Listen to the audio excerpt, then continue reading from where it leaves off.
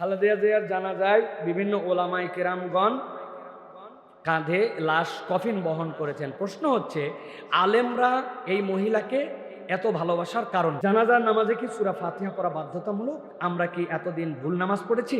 প্রিয় ভাইয়েরা, সম্প্রতি আমরা দেখেছি কিছু মানুষজন এটা নিয়ে কথা বলেছেন।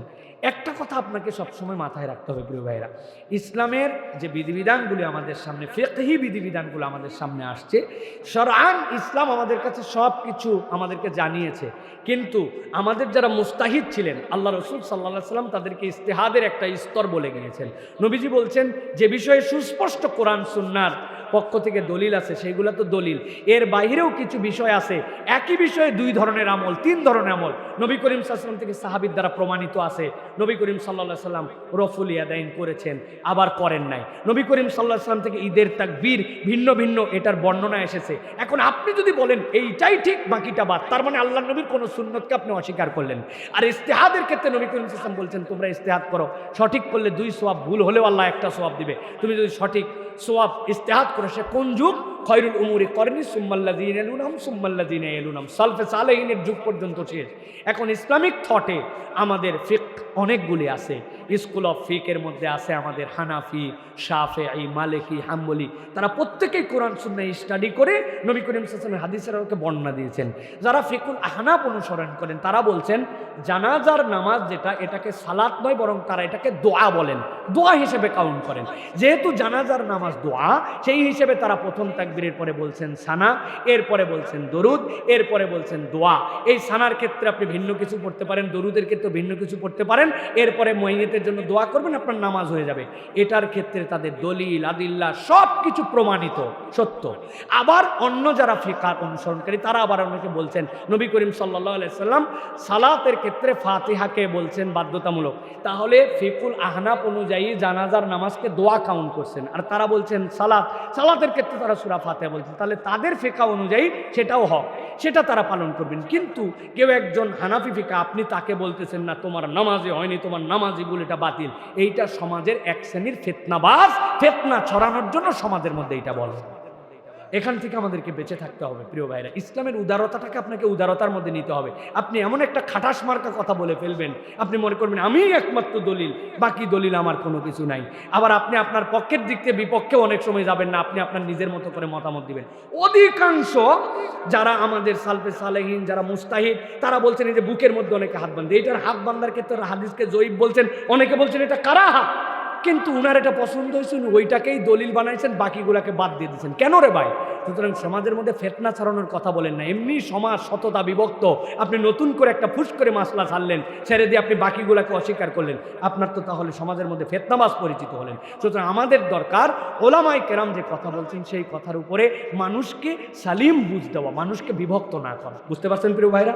সুতরাং যারা বলতেছেন যে একবারে নামাজ হয়নি, তাদের সব নামাজ ভুল হয়ে গেছে, এই কথা ঠিক নয়। আল্লাহ আমাদেরকে বোঝার তৌফিক দান করেন। প্রিয় ভাইরা, আমরা দেখেছি যে আমাদের বাংলাদেশের 3 বারের প্রধানমন্ত্রী ছিলেন, মুসলিম বিশ্বের 2য় মহিলা প্রধানমন্ত্রী হিসেবে যিনি নির্বাচিত হয়েছিলেন, তিনি মারা গেছেন এবং তার জানাজায় প্রচুর মানুষজন গেছেন, ওলামায়ে কেরামগণ গিয়েছেন এবং তার প্রতি একটা সর্বজন ভালোবাসা তাদের প্রতি ছিল। এইটার কারণ আসলে কি? আমি 3টা কারণ বের করছি। এর মধ্যে একটা কারণ হচ্ছে উনি যদিও ইসলামী শরআন যে পর্দা, সেই পর্দা 100% পালন করতেন না, অথবা তার যে দল সেই দলও একদম ইসলামী শরীয়ত ভিত্তিক দল এরকম ছিল না, কিন্তু তার একটা আইডিওলজি ছিল, তিনি ওলামায়ে কেরামকে সম্মান করতেন, ইসলামকে পছন্দ করতেন। আল্লাহ এবং আল্লাহ রসুলের বিপক্ষে যদি কেউ কথা বলেছে, উনি তার বিপক্ষে বলিষ্ঠ কণ্ঠস্বর নিয়ে দাঁড়ায় গেছেন। শাহবাগে যখন ফ্যাসিস্টরা বিভিন্ন ধরনের আন্দোলন শুরু করলো, আল্লাহ নবীকে নিয়ে কটূক্তি করে যখন এমন বাজে কথা যেটা মুখ দিয়ে উচ্চারণ করতে পারবেন না, খাবা বাবা অমুক বাবা যখন এই কাজ করেছে, এরপরে যখন কে বা কাহারা তাকে হত্যা করেছে, তখন তার পক্ষ নিয়ে কেউ কেউ বলেছিল তিনি নাকি 2য় স্বাধীনতার প্রথম শহীদ। যে আল্লাহ রসুলের বিপক্ষে কথা বলে, তার অন্যায়ভাবে হত্যা হলে বিচার আমরা চাইতে পারি, কিন্তু তাকে আপনি শহীদ বলতেছেন, আল্লাহ নিয়ে নবী নিয়ে বাজে কথা বলে। ওই সময় এই মহিলা দাঁড়ায় বলছিলেন আল্লাহ এবং রসুলের বিপক্ষে যে এরকম কথা বলতে পারে, তাকে যারা শহীদ বলে আমি তার সাথে নাই, তারা বরং মুনাফিক। ঠিক কিনা? মানুষজনের ওই কথাগুলো মনে আছে যে উনি ইসলামকে পছন্দ করতেন, ওলামায়ে কেরামকে পছন্দ করতেন। এই দেশে আলেমদের বিপক্ষে যখন জুলুম হয়েছে, মিথ্যা মামলায় ফাঁসানো হয়েছে, অপরাধ করে তাদেরকে হত্যা করা হয়েছে, উনি দাঁড়ায় বলছিলেন এটা অন্যায়, এটা হতে পারে না, জুলুম কোনো পার্টি থেকে হতে পারে না, আপনারা জুলুম করতেছেন। তো যেই মহিলা জুলুমের বিপক্ষে কথা বলে, আলেমরাও জুলুমের বিপক্ষে কথা বলে, এই জন্য এই মানুষটাকে মানুষ শ্রদ্ধা করতো, ঠিক কিনা? আর 3 নম্বর কারণটা বললে আপনাদের পছন্দ হবে না, উনি সবচেয়ে কম কথা বলা মহিলা ছিলেন। আউল ফাউল কোনো কথা বলতেন না কোনো দিনও, এমনকি তাদের ভিন্ন মতের যারা লিডার তাদের ব্যাপারে উনি কোনোদিন বাজে কথা বলেন নাই, ঠিক কিনা? তো আলেমরা এগুলো দেখছে, এগুলো দেখে বুঝছে যে অন্তত পক্ষে এই আল্লাহর বান্দিটা আল্লাহর দিনকে পছন্দ করতো, আলেম ওলামাকে ভালোবাসতো, ইসলাম ওয়ালাদেরকে ভালোবাসতো। তো যারা ইসলাম ওয়ালাদেরকে ভালোবাসে আলেমরা তো তাকে ভালোবাসবে, ঠিক কিনা? সব ভালোবাসা উপর থেকে হয় না, দিল থেকে না আসলে যাওয়া যায় না। মানুষ 5 কিলোমিটার হাঁটে যায়, 3 ঘন্টা দাঁড়ায় থাকে, ওর বাপের জানাজার জন্য তো যায় না, ঠিক কিনা? তো এইগুলো সব দলের লোক না, পার্টির লোক না, এগুলো ভালোবাসার লোক গেছে। এই জন্য আলেম ওলামা এখানে গেছেন, তার জন্য দোয়া করছেন। আর ইমানদারের তেমনি নৈতিক দায়িত্ব, কোনো মানুষ যদি মারা যায়, মুমিনের পরিচয় থাকে, তাহলে তার জন্য দোয়া করবে, সুযোগ থাকলে শরীক হবে, এটা তো ইমানদারদের দায়িত্ব। সুতরাং আলেমরা সুযোগ পাইছে, চলে গেছে, আলহামদুলিল্লাহ। আর কয়জনের এই কপাল হয় আলেমের কাঁধে তার লাশটা ওঠা, ঠিক না ভাই?